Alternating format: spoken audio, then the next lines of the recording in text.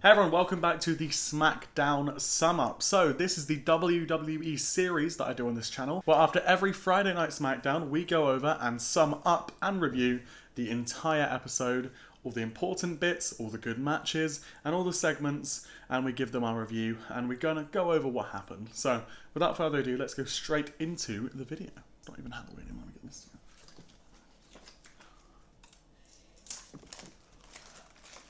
It's not even Halloween anymore. So, starting off Friday Night SmackDown, we went straight into the Bloodline cinema, where we had Roman Reigns' music hitting, everyone standing up, acknowledging their tribal chief, and good pop from the crowd. He does his slow walk, Jimmy is still with him, Jay is not. Does their walk to the ring, and then, obviously, acknowledgement. Then Jey Uso's music hits, there's yeeting going on. Roman Reigns' t-shirt says OTC Yeet on it. An important thing to note is just before Jey Uso's music hits, Roman is about to speak into the microphone, but Jey Uso's music cuts him off completely. Jey Uso gets in the ring, turns to Roman Reigns and says, "Look, we're family. Just gotta hear me out. You just gotta hear me out, please. Hear him out." Sami Zayn's music hit, and instantly Roman Reigns has a look of disgust, disdain, hatred on his face. It is not... He looks confused why he's here, again. Sami Zayn makes his entrance, gets a good pop from the crowd, and for the first time in a very, very long time, we see Sami Zayn, Jey Uso, Jimmy Uso, and more importantly, Roman Reigns in the same ring. Sharing the same ring, face to face, having a stare down. Sami explains similarly to what he said to Jey and Jimmy on Monday Night Raw. He basically exclaims how he felt a certain way. He only came out to help Jey, but when he got in the ring and it was the four of them, the OG Bloodline, he felt electricity. He felt the goosebumps. He felt excited. He felt like he was back in the Bloodline with his brothers. And he felt like the honorary Uso again. He explains that to Roman Reigns, and they have this kind of stare down, this fantastic segment where Sami is listing things off, saying what almost feels like another unscripted monologue where he's saying, "I don't think you hate me, because I don't hate you. I think you love me." And he says that, and, you know, the whole crowd's laughing. Jimmy in the background's breaking character, laughing. It feels like OG Bloodline is back. It feels good having these segments, this gold from Sami Zayn, where he's making everyone break character and crack up, and it's just such a fun time. He continues with this monologue, and then he says, "Look, there's got to be one thing I want if I'm going to get back into this. One thing." He says, "Apologise." Roman Reigns, again, similarly to when Jey was speaking to him, looking all confused, not understanding what he's apologising for. And not only does Sami Zayn say apologise, he says, "Not to me though, to Jey." Points to Jey. Jey's standing there like confused but also like stern at the same time. And Roman slowly walks up to Jey, he looks him in the eye and says, "I'm sorry." And instantly after saying "I'm sorry," he splits in by saying, "I'm sorry for letting you waste my time with this guy. He's not family. He doesn't belong here. He's not with us." Da-da-da-da. Instantly, Sami Zayn's out of there. He turns around, gives Jey a little hug, and then leaves. Nothing to do with it. He has a look back at Roman as Jey's looking at him like quite furiously. Jimmy's looking at him a bit confused. And everyone's disappointed. One thing I almost forgot, before Sami Zayn even leaves the ring, he completely dismisses him. He turns around and says, "This isn't about Sami, this is about no honorary Uso, this is not about this guy being Sami Uso, it's about Solo," calling back to his, during the trial of Sami Zayn. Here's enough Solo moment, call back to the meme, I thought it was really fun to mention it. And not only did Solo not bite and come out, he just got Jacob Fatu to send a pretty good hype package for a message on the big screen, basically saying he doesn't jump when you say jump, and he's not messing around with you until later. So, again, awkward kind of way to end it, and I think it was intended. It ticks every box I needed it. It was a fantastic opener. Let's get into the other segments, the shorter segments of the night. Straight after this, we see that we're going to have Candice LeRae versus Bayley. A match that genuinely could cook big time. But before we can get into the match, we continue with more Bloodline stuff. So, after the adverts hit, we come back, and backstage, Roman's walking with Jimmy behind him, silent. Jey comes out from the side like, "Bro, what you doing? What are you doing? What's going on here? Why didn't you listen out to Sami Zayn? Try again." And he completely rinses. He's like, why do you care about Sami? This isn't about Sami. What are you doing? Basically treats Jay like shit. He says, you can go find Sami if he's important to you, if you care about him. He's not your brother. He's not family. Go find him. And Jay stands stern, stands tall. He says, that's your one strike. Do that again, treat me like that again, I'm out. Jimmy turns over, he's like, what are you doing? What are you doing? He's like, oh, now you're turning on me? Go find your brother then, if that's what matters.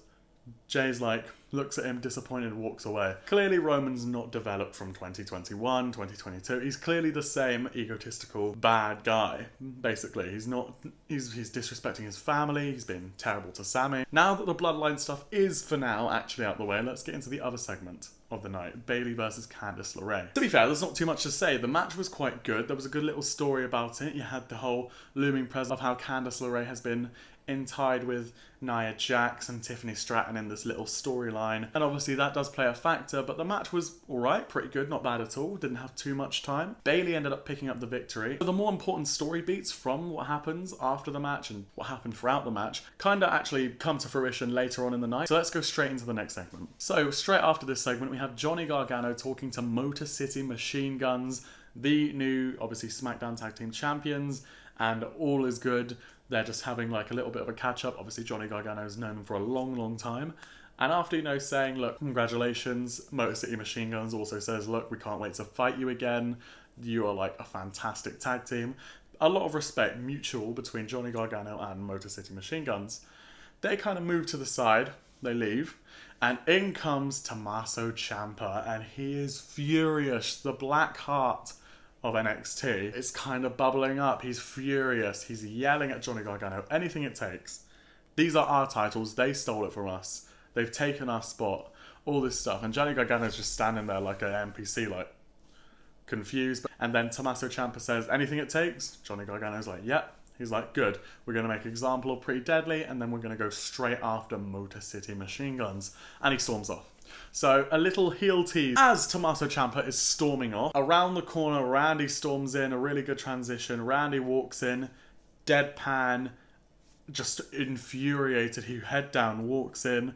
His music comes on. Normally he takes 27.5 minutes, 6 ad breaks and a toilet break to get to the ring. Everyone's singing, voices as they should.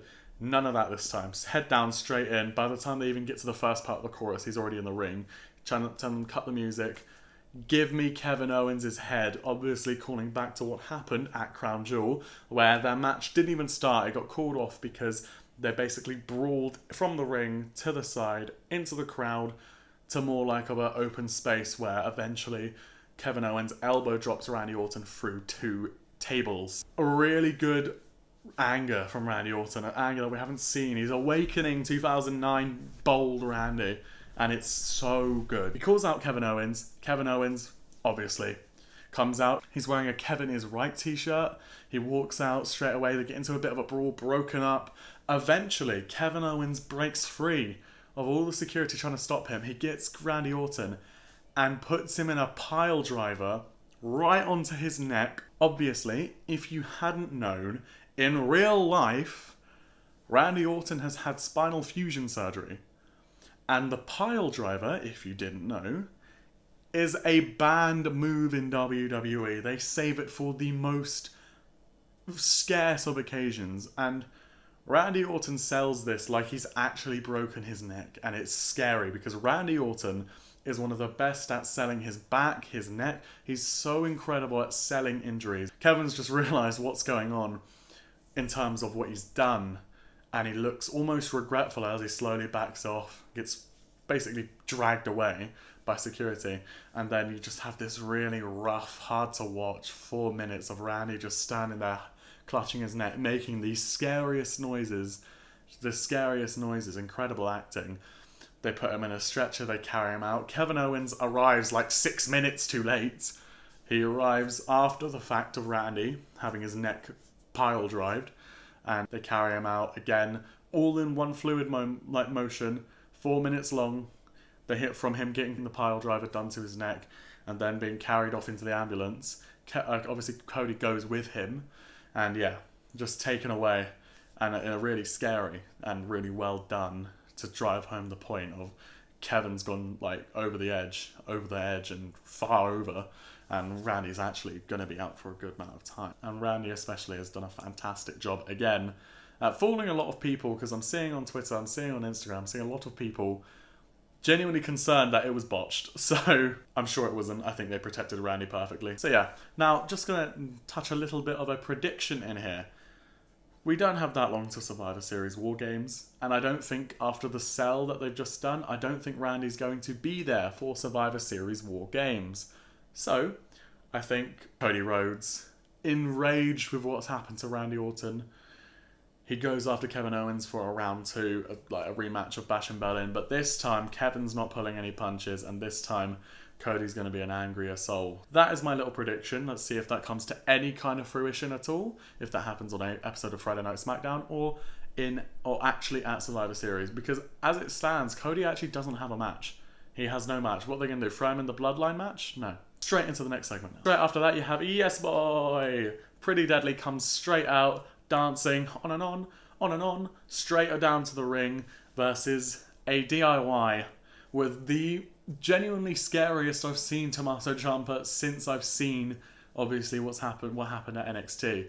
Genuinely, this was the 3 minutes burial and squashing of Pretty Deadly. Tommaso Ciampa obviously starts the match. He decimates both members of Pretty Deadly, smashing them off of the post, smashing them off of the announce table genuinely 26 times in one go of it. They did an incredible job at making that look like the most violent and brutal, guttural anger. Straight away, he does that, demolishes both of them.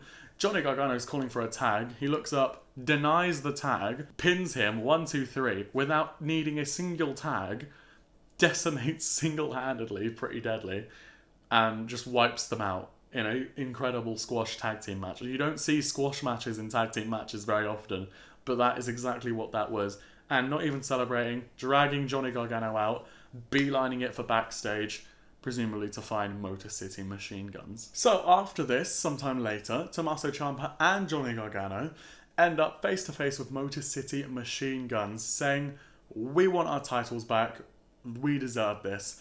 In come the Street Profits as well, saying much the same, and then stating that Nick Aldis, the general manager of Friday Night Smackdown, has already decided that the Street Profits are next in line to face Motor City Machine Guns for the tag team titles, infuriating Tommaso Ciampa showing more heelish behaviour. In the next segment, we have the fallout from, obviously, Candice LeRae losing to Bayley.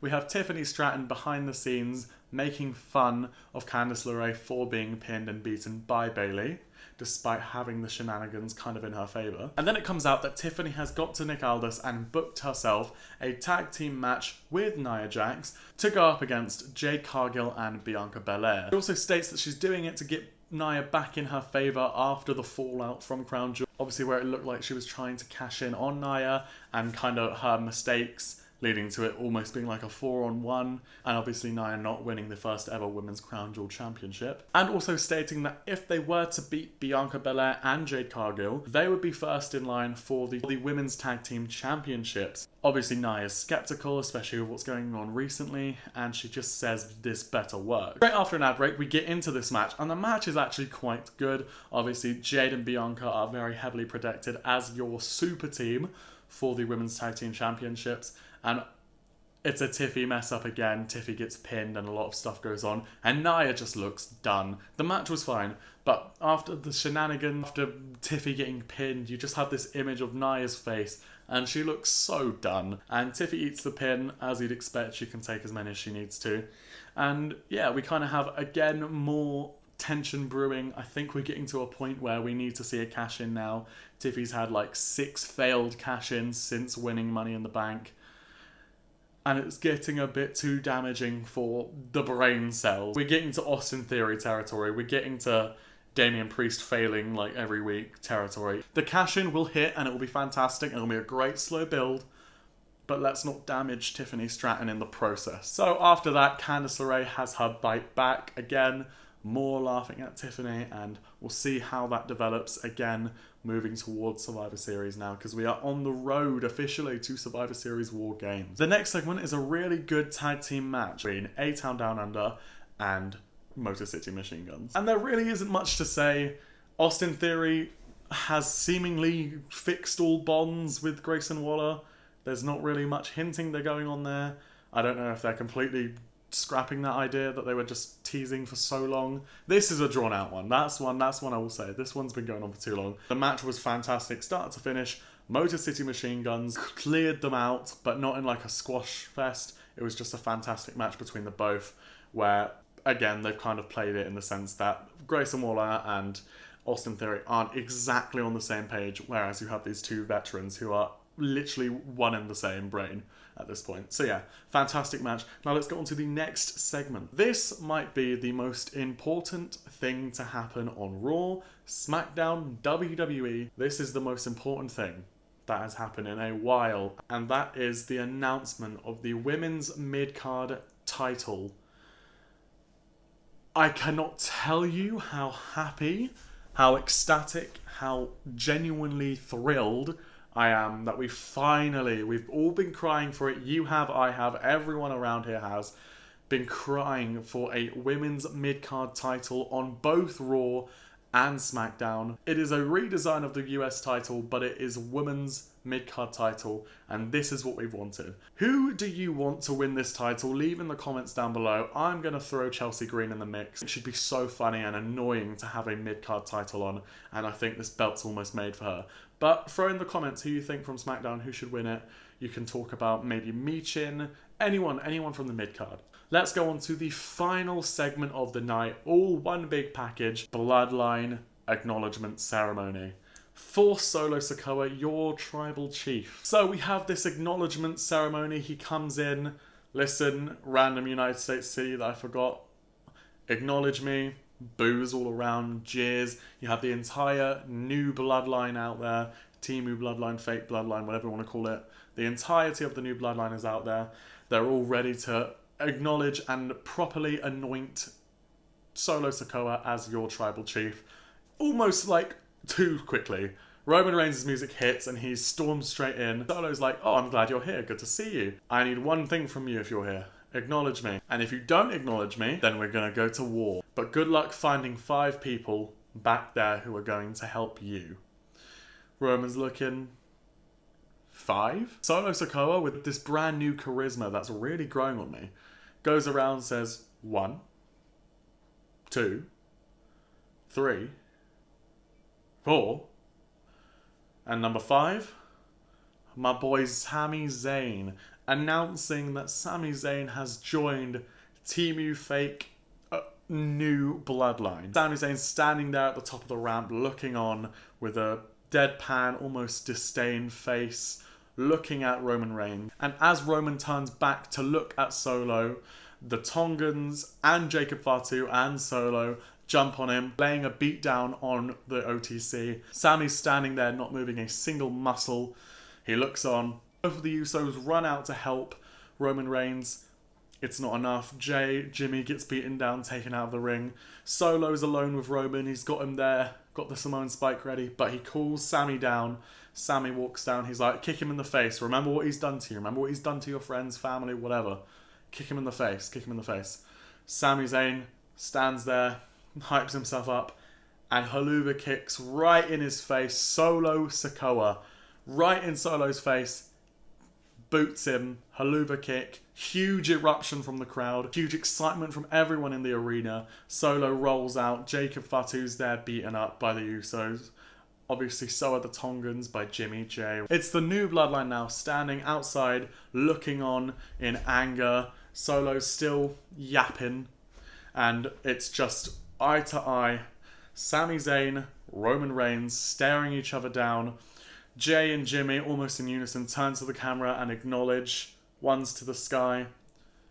Sami keeps staring, then turns, one's to the sky, and then huge pop moment as Sami Zayn has pretty much now, guaranteed, finally joined and completed the original Bloodline All we need is Paul Heyman, but Roman Reigns turns around, ones to the sky. The 4 originals: Roman Reigns, Jimmy Uso, Jey Uso, and Sami Zayn, back together. That has now been announced by Solo Sikoa. It's original Bloodline versus Timu New Fake Bloodline at Survivor Series War Games. This whole segment, everything Bloodline related from this SmackDown, was cinema. It was fantastic. It was just brilliant. You could feel the emotion throughout the whole thing, and it felt so good to see this group that we loved finally back together after obviously what feels like so long. That was the major point to take away from this episode of the SmackDown Sum Up. Sami Zayn has rejoined the Tribal Chief, Jey and Jimmy, to recreate the original Bloodline once again, and we have a new women's mid-card title announced. 2 biggest points taken away. A fantastic SmackDown, start and end was brilliant. Backstage segments were great, the matches were great. Fantastic episode of SmackDown, and just a really good feeling going into, Monday Night Raw next week, the Raw Roundup, and moving on as it just really feels like we've started the road to Survivor Series now. We have the main event announced, and yeah, a fantastic episode of SmackDown. So there you have it. That was the SmackDown Sum Up. A fantastic episode, like we said.